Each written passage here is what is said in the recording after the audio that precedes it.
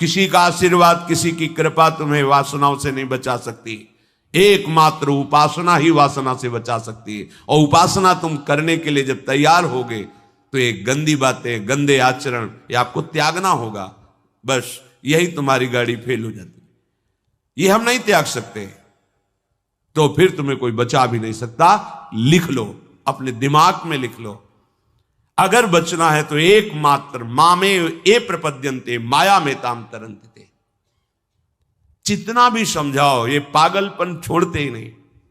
बस कोई जंतुर ऐसा हो, कोई भस्म ऐसी हो, बस उन नाटक में रीझना चाहते हैं। अरे प्यारे, यदि वो तुम्हें सुखी कर सकता है तो वो खुद क्यों सुखी नहीं हो जाता? तुम नहीं सोच पा रहे हो? पागल हो तुम। यदि वो तुम्हें रोग रहित कर सकता है तो खुद क्यों नहीं रोग रहित हो जाता? यदि वो तुम्हारे को चमत्कार दिखा सकता है तो अपने को चमत्कार दिखाकर प्रभु का साक्षात्कार क्यों नहीं कर लेता? पागल बन रहे हो। सिद्धांत को समझो। तब लगी कुशल न जीव कहूं, सपने हूं मन विश्राम। जब लग भजत न राम कहूं, शोक धाम तज काम।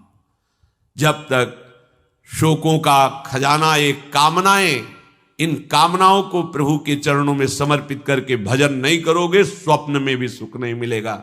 जागृत की बात जाने दो। जो चाहत है नित्य सुख, किसी ने हमें फांसा नहीं है। हम स्वयं फंस गए हैं, बंधेउ कीर मरकट की नाई। हमने स्वयं सुख भोग की लालसा से अपने को फंसा लिया। अब वास्तविक सुख क्या है, चरम सुख क्या है, हमारी आंतरिक मांग क्या है, ये हम नहीं जान पा रहे। बस सामने दृश्य को देखा और टूट पड़े, सुख भोग लेंगे, हम सुखी हो जाएंगे। ये भ्रम है। तुम किसी प्रकृति जनित रचना से कभी सुखी नहीं हो सकते, क्योंकि तुम परमात्मा अंश हो। तुम अपने अंशी की खोज कर रहे हो। भ्रम से तुम नाना प्रकार के दृश्य पदार्थों में, परिवर्तनशील नाशवान पदार्थों में अपनी मांग पूरी करना चाहते हो। नहीं हो सकती। क्यों? क्योंकि तुम चिदानंद अंश हो। तुम्हें चिदानंद सुख चाहिए। ये प्राकृतिक सुख अनेक जन्मों से भोगते चले आए। अगर कहीं इसमें हमारा विश्राम होता तो आज तक हम सुखी हो जाते। भगवत कृपा से संत समागम प्राप्त होता है, पर कैसी मलिनता बुद्धि की है कि संत समागम में जाकर के हम यही जानना चाहते हैं कि वो उपाय बताओ जिससे हमें मांगे हुए भोग प्राप्त हों। भोग भोगने वाला शरीर जो निश्चित नष्ट हो जाएगा, वो नष्ट ना होने पावे। संसार में माना हुआ सुख हमें भरपूर प्राप्त हो। भ्रम मत रखना। अगर संतों की इसमें आस्था होती तो संत काहे को ही बनते। जिनमें उनकी आस्था नहीं है वो तुम्हें कैसे दे सकते हैं? एक अंधा कुएं में गिरने जा रहा हो तो कोई नेत्र वाला उसको कैसे ढकेल सकता है, कैसे जाने दे सकता है?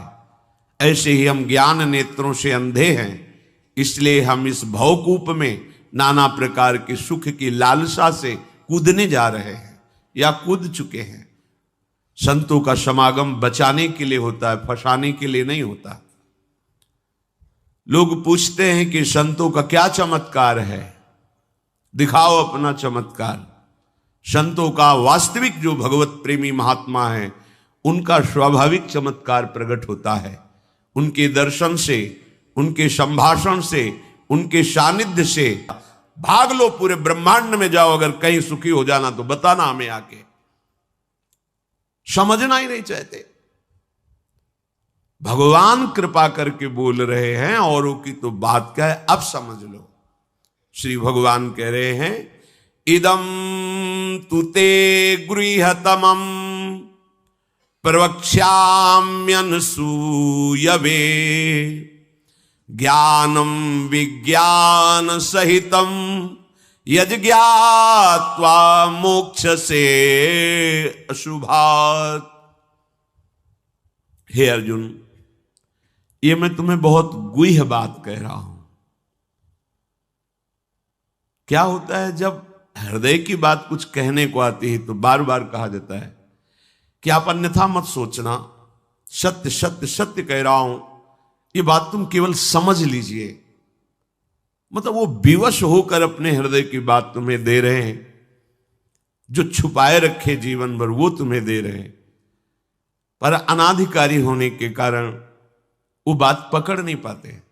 संतों की बात में ही तुम्हारा कल्याण छुपा हुआ है। उनकी बात मान लो, फिर आप देख लो कैसे आपकी अध्यात्म उन्नति होती है। आप जो भी करेंगे वो अहम की धरा से होगा।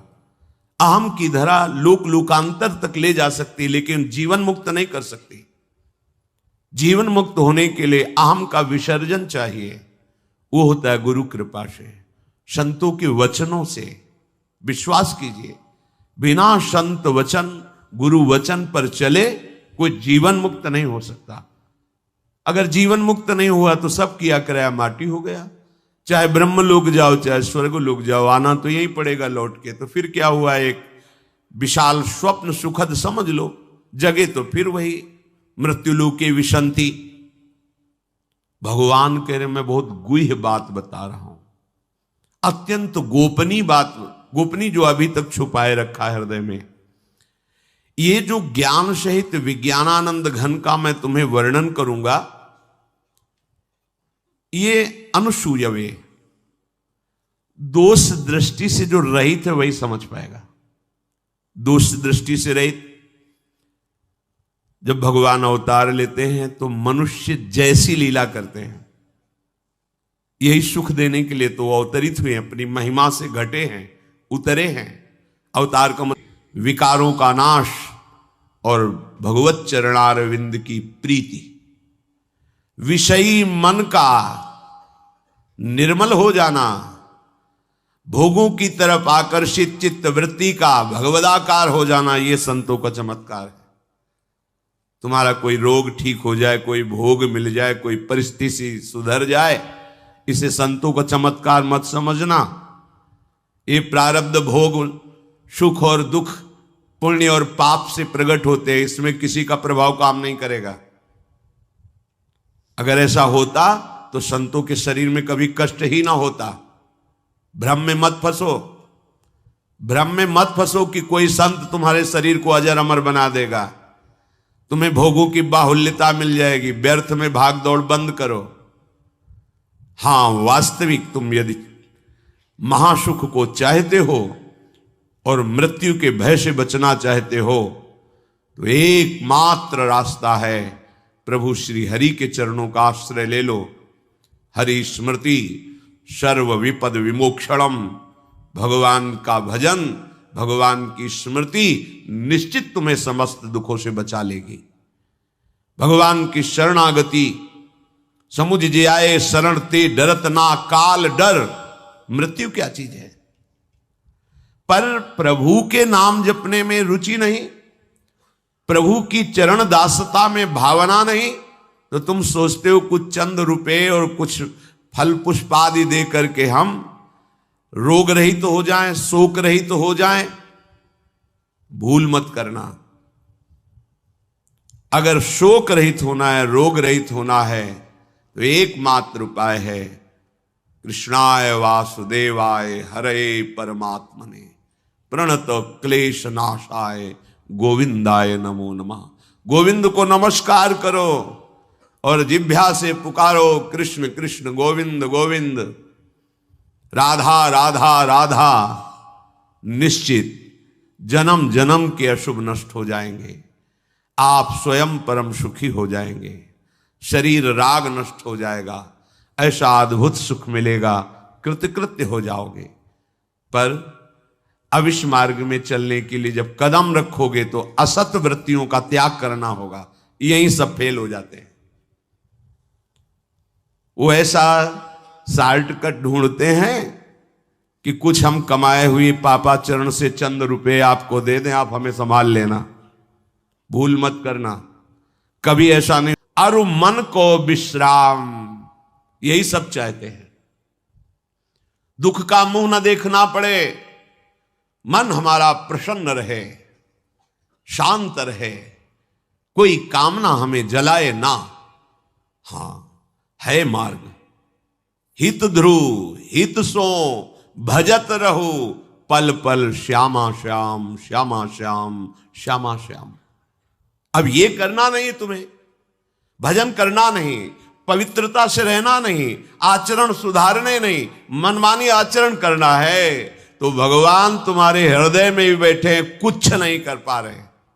देख लो ना, सबके हृदय अछत विकारी, सकल जीव जग दीन दुखारी। सबके हृदय में अखंड आनंद परमात्मा विराजमान है, लेकिन सब दुखी हैं, सब क्लेशित हैं, अशांत हैं। क्यों? तहां बेदस कारण राखा, भजन प्रभाव संत श्रुति भाखा। भजन नहीं कर रहे हो, इसलिए भजन किए बिना कुछ नहीं हो सकता। मान लो हमारी बात, कहीं भागने की जरूरत नहीं। राधा राधा राधा सब ठीक कर देंगी लाडली जो, बड़ी करुणामयी है। यदि आप भजन नहीं करोगे तो वारी मथे घृत होए बरु सिकता ते बरु तेल, बिनु हरि भजन न भवतरी, या सिद्धांत अपेल। इसे कोई काट नहीं सकता, अपेल हो सकता। नाली के पानी से हाथ धोने से कभी हाथ पवित्र और निर्मल नहीं होते, ऐसे मलिन आचरण करके कमाए हुए धन से कभी तुम्हें पवित्रता प्राप्त नहीं हो सकती। ये सब नाटकबाजी मन की है। वहां चलो तुम्हारा सुधर जाएगा, कुछ नहीं सुधरेगा जब तक तुम सुधारना नहीं चाहोगे। तुम सुधारो अपने आप को, किसी का आशीर्वाद कोई काम नहीं करेगा जब तक तुम अपने आचरण नहीं सुधारोगे। तुम खाओ मांस, पियो मदिरा, करो व्यभिचार, नाना प्रकार की हिंसात्मक वृत्ति, तुम्हें भगवान भी नहीं माफ करेंगे, चाहे जहां भाग के चले जाओ। अधर्मा आचरण करने वाले को भगवान कहते हैं, मैं साक्षात काल रूप से दंड देता हूं। शरणागत होकर नियम के अनुसार चलोगे तो भगवान तुम्हें दुलार करेंगे मां की तरह। यह सिद्धांत है। नाटकबाजी में फंसो तो फंसो, सिद्धांत से चलोगे तो कभी धोखा नहीं खाओगे, आनंद में मगन रहोगे। पर सिद्धांत में चलने के लिए असत त्याग करना होता है, इसीलिए सब फेल हो जाते हैं। कोई बिरला गुरु कृपा पात्र ही कदम आगे बढ़ाता है। ये भीड़ भागम दौड़ केवल वासनाओं की पूर्ति के लिए तो भ्रम में मत रहना। मतलब होता है अपनी महिमा से उतरना। भगवान की जो अनंत महिमा है उससे उतरते हैं, हम उनको देख पाए, उनसे बात कर सके, उनके साथ खेल सके। वो ऐसे उतरकर हमारे समान लीला करते हैं। उनकी लीला को देख करके अगर किसी को दोष दृष्टि होती है तो बोले इस गुहितमम के सुनने का अधिकारी नहीं। जब हम भगवान को भगवान न मानकर व्यक्ति मानते हैं तो हमारी दृष्टि वैसे ही दूषित हो जाती है। वैसे केवल भगवान की ही लीला हो रही है, पर हमारी दृष्टि दूषित होने के कारण हमें व्यक्ति दिखाई देता है, स्त्री पुरुष दिखाई देते हैं, गुणात्मा महात्मा दोषात्मा ऐसा सब भेद नजर आता है। पर यहां जो भगवान कह रहे कि जो मेरे पर दोष दृष्टि ना रखता हो, अरे बड़े बड़े परमहंसों का जहां प्रवेश नहीं वो भगवान का रास है। जहां ज्ञान समुद्र भगवान शिव भी प्रवेश पाने के लिए ललचाए और भगवान श्री कृष्ण की मंद मुस्कान से गोपी स्वरूप होकर प्रवेश पाए। बोलो ज्ञान समुद्र भगवान शिव जिस रास रस के लिए ललचाए, वो रास रस प्राकृतिक स्त्री पुरुष का मिलन हो सकता है क्या?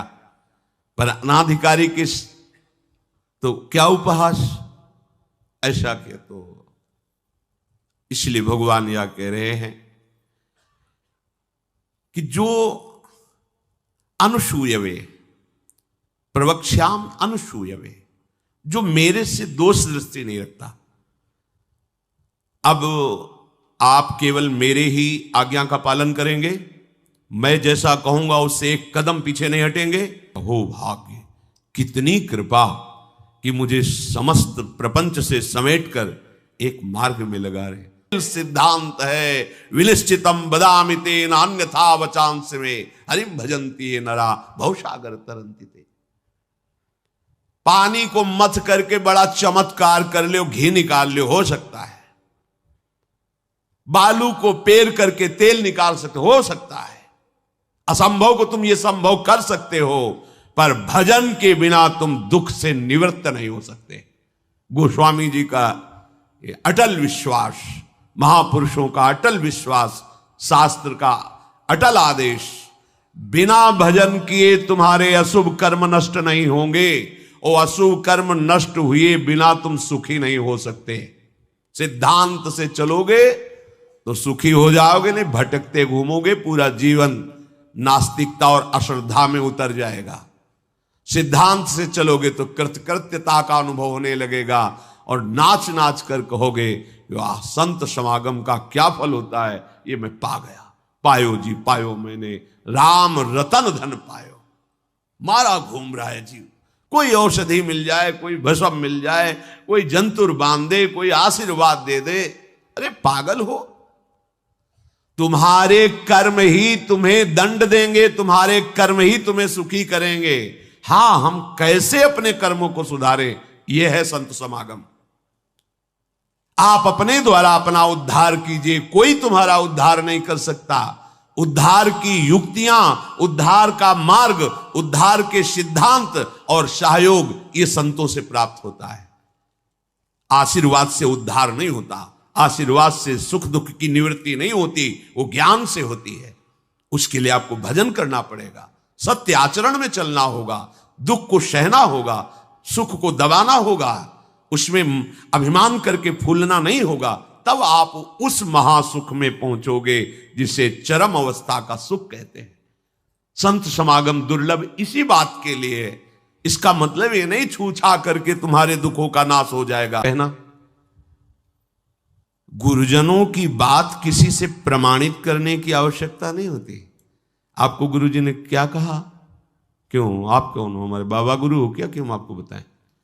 हमारी और हमारे गुरुजी की बात हो गई, तुमको क्यों बताएं क्या गुरुजी ने कहा, तुम हमारे निर्णायक हो क्या, चलो दोबारा नहीं मिलेगा। पर बैठाल के वो आज प्रवचन में ये कह रहे थे, समझो। अब वो जो समझाएगा वो तुम समझ जाओगे, जो गुरु समझा रहे थे वो समझ में नहीं आएगा। इसीलिए भगवान करें अत्यंत गोपनीय बात है। जब तक हमारा ये मन समाधान नहीं पाता तब तक भटकना पड़ता है। कहीं एक जगह पकड़ लो, ये जो अनेक जगह भटकना है बंद करो, एक जगह पकड़ लो, एक विश्वास रख लो, एक नाम जो सामर्थ्य नहीं रहेगी कि मैं निर्णय कर सकूं कि मेरे लिए श्रेय क्या है, परम कल्याण क्या है, ये आप जानते हैं। प्रभु कुछ नहीं बोले, तो बोले शिष्यस्तेहम साधिमाम त्वाम प्रपन्नम, मैं आपका शिष्यत्व स्वीकार करता हूं।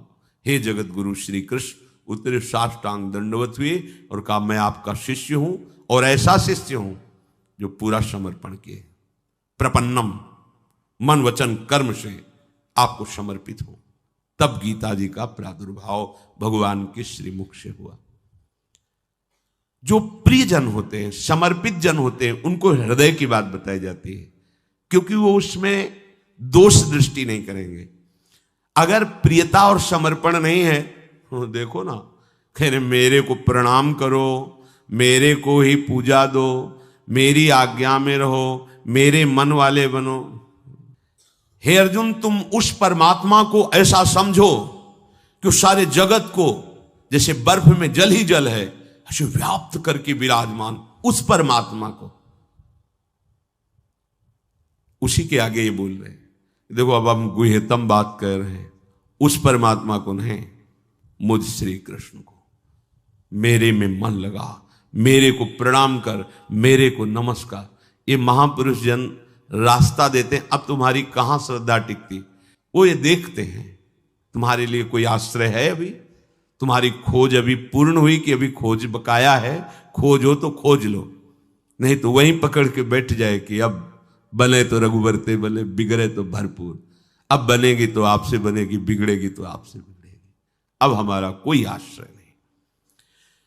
ये अत्यंत गोपनीय बात हरेक के सामने नहीं कही जा सकती, क्योंकि इसमें भगवान अपनी खुद बात महिमा का वर्णन कर रहे हैं।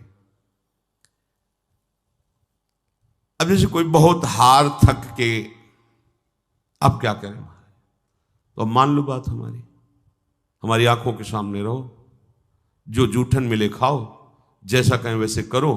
अगर अध्यात्म की भूमिका ना जागृत हो जाए तो, जहां श्रद्धा है तो वहां शब्द दूसरा भाव निकाल देगा, और जहां दोष दृष्टि वहां भाव दूसरा निकाल देगा। इसलिए श्री भगवान कह रहे, मैं अत्यंत गोपनीय बात तुमसे कह रहा हूं हे अर्जुन। अपने प्रियजनों से, प्रिय शिष्यों से बात कही जाती है। तब तक गीता जी का श्री भगवान ने उपदेश अर्जुन जी को नहीं दिया, जब तक मित्र भाव रहा, नहीं दिया। सारथी पद पे बैठे हैं, आज्ञा की दोनों के बीच में रथ, इधर सेना कौरवों की पांडवों के बीच में, भगवान बीच में खड़ा कर। जब देखा, मोह ग्रसित हुए, निवारण में असमर्थ पाया, तो भगवान की शरण में होकर के कार्पण्य दोषो बहत स्वभावा प्रछामि त्वाम धर्म सम्मूढ़ चेता। हे प्रभु, अब मेरे में गुरु ने दिया, एक मंत्र दिया है, अविद्या का नाश हो जाएगा, माया परास्त हो जाएगी, पर समझ नहीं पा। दुकानें लगी हुई हैं, 4-6 दुकान घूम लेते हैं, चलो घूम लो, पर कहीं एक दुकान तो बांध लो कि हमें सारा माल यहीं से लेना है, तो तुम्हें छूट मिलने लगेगी। एक व्यवहार, हजारों की लाइन लगी, लेकिन आने दो, ये पर्सनल ग्राहक है, आने दो। ऐसे ही मेरे ईश्वर की दुकान में है सबका जीवन खाता। परिचय तो बना लो भगवान से, निहाल हो जाओगे। भटकना, हम जब ये बातें सुनते हैं ना, तब लगता है कितनी हंसी की बात। जितनी देर तुम अमुक जगह जाकर के झाड़ फूक करवा कर उतनी देर राधा राधा जपो, बिल्कुल ठीक हो जाएगा, सब ठीक हो जाएगा। क्योंकि कोई भी जो हमें क्लेश देने के लिए आया है, कर्म है हमारा। चाहे भूत हो, प्रेत हो, चांडाल हो, रोग हो, दुख हो, विपत्ति हो, ये सब हमारा कर्म है।